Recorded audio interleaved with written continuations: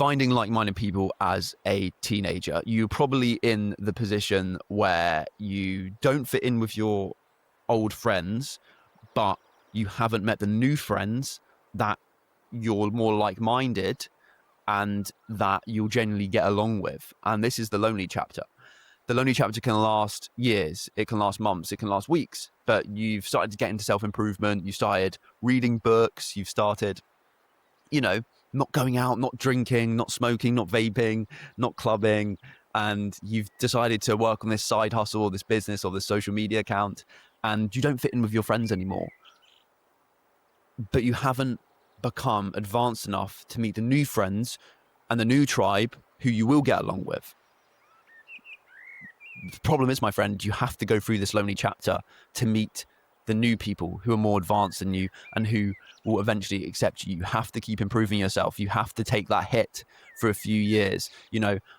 After reading so many books about the most successful people, about listening to podcasts on the most successful like young men or like 20 to 30-year-old men, they all talk about the lonely chapter. Iman Gadzhi, Chris Williamson, Mike Thurston, Alex Hormozi, all these people, they talk about the lonely chapter where they knuckled down for 2 years, 3 years, or even longer, where they stopped going out, they stopped drinking, and they just worked on one thing themselves for inhumane amounts of time. They go into monk mode, as everyone likes to call it. And this is just a season.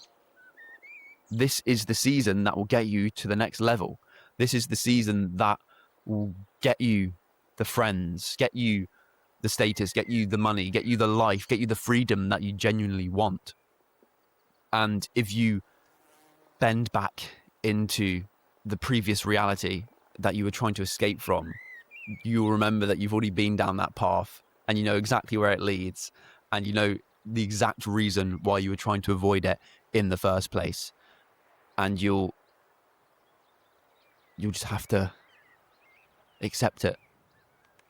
And you either stay average and stay in your hometown and stay the person that doesn't reach their potential, or you take the leap, go into the unknown, and don't have many friends for a few months, for a few years, and come out the other side as a better person and someone that will have friends who will support them, who are into the same things as them, and overall will have a better life. But you just have to take that hit of status, that hit of loneliness for as long as it takes.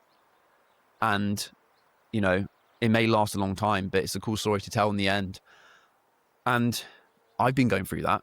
I'm still going through that. It's not as bad as it once was, maybe a year or two ago. But if you're, starting a social media channel, or if you're into self-improvement, you want to learn more about the world, you want to become financially free, you want to become successful, you want to start a podcast or anything, like you want to start a business, not many people are going to relate to you. And instead of going out, instead of clubbing, you stay inside, you read. Instead of you doing some normal activities or joining a football club or, I don't know, just like normal stuff, you stay inside.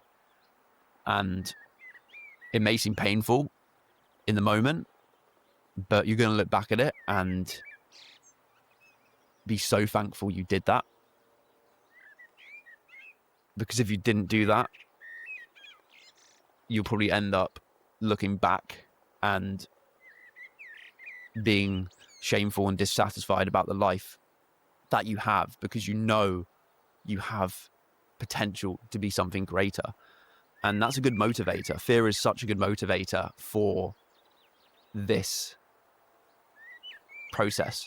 Do you really want to be working in a 9-to-5 office job for the rest of your life? Do you really want to be in debt for the rest of your life? Do you really want to be, working for a boss and, putting your tie on like a dog for the rest of your life? Do you really want to be out of shape and unfit for the rest of your life? Do you really want to be not have the time to go out in nature and not have the money to spend on your family and not have the money to spend to take your family on holiday or pay for your parents' mortgage for the rest of your life? Like, do you really want, because it's not just you that's suffering in this position. If you don't become financially free, if you don't become the person that you know you can be, you know, in shape, healthy, like satisfied, fulfilled with what you're doing, being your own boss and making enough money to do so, everyone else around you is going to suffer unless you're already super rich and successful, which you're definitely not, or probably not, because your parents are still going to have to work and probably not even be able to retire. They're still going to be in debt and have to pay for the house for the rest of their life and not even be able to pay it off. They're going to be sleep deprived. They're going to be stressed out. Your siblings are going to have to work a shitty office job that they don't even like just to make the bills, just to be able to pay for the bills. You won't be able to go on holiday. You won't be able to travel. You won't be able to move out of your house until you're like 45. Like, do you really want that life? Do you really want to be stuck in your hometown? Do you really want to be just stuck in an office job where you don't even like your colleagues? Like, no. And now we have the internet and AI. There's another path that we can take to escape that. And you just got to start consuming the right content, reading books on entrepreneurship or on successful people, reading biographies of successful people, consuming, you know, podcasts that will help you improve, including this one, and start changing your behavior. Start taking action, because it's all good doing this mental masturbation, but if you don't change your behavior, you're doing a disservice to yourself.